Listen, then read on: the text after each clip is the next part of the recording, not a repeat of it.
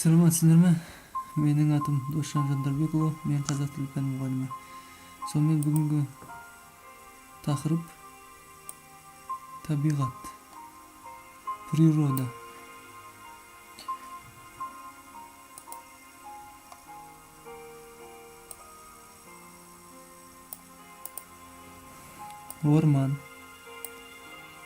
Орман, лес, тау, гора, шөл дала, пустыня, батпақ, болото,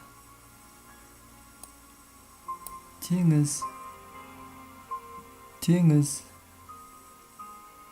море, өзен, речка, көл,